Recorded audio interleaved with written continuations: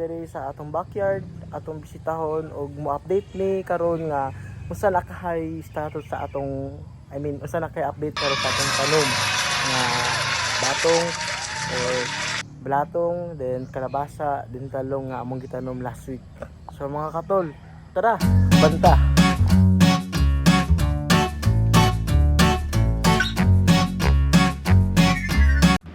Hello mga katol, po na itong mga garden mga katol. Nakita ninyo mga balay-bayan mga katol, kay mo ni siya atong ginatamnan. So mga katol, nakita na to nga kaning gatong garden is mura na ng rock inagmay. Kani katol, kini asa katol nga gamay turok ni gamay mo ni siya atong talong. Oh, upat ka box seedlings ang gitanom maani mga katol. So upat po din ng one, perfect. So mga katol, kaniya siya sa mga batong nato mga katol, ginahi dako nga kahoy ani ang magibugso kay para sa purpose ani para katayan sab sa batong. So dili ra ka na mga katol napay gibugsok na mo pod dito nga batong dito pikas nga linya ato ng raton. So mga katol na puni sa diri mo siya mga katol nga medyo natangtang iyaang stick mga katol kay sige ulan dili ka danlog mo nang naglain siya. Bahala ka dyan. Ang mga katol, sige lang, basta mo gibugsukan lang siya. Meaning ani, nga para mailahan nga naa siya dire. So mga katol, gamay pa. O pa, nawala ang ulo mga katol. Ito mga katol, nawala ang ulo. So, nung gamay, baby pa siya mga katol. So, kanya siya, baby pa. Ang isa, tanawa katol. Wala yung ulo mga katol. Sige lang. Basta motubo lang o moturok lang, fights na mga katol. So, napatay isa ka, kaya mga katol.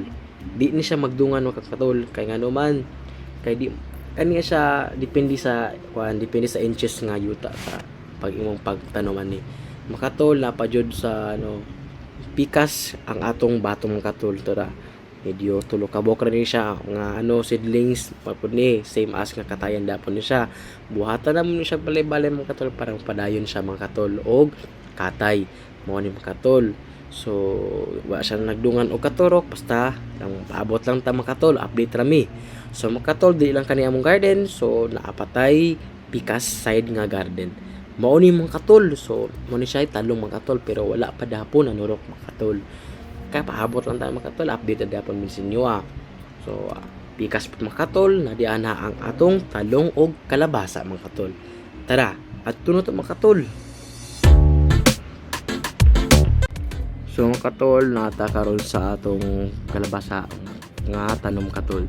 So mao ni ang atong kalabasa ubay-ubay pa na mo gitanom dire para mukatay di siya. So natay naturok dire mga katol tara. Mo nito mga baby squash mga katol.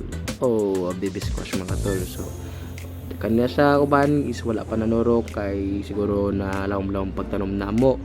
So ubay-ubay pud dire katol sa atong kalabasa ani. Paabot na lang daw kanos ani sila maturok mga katol para mabunga na pili pa makaharbista mga katol.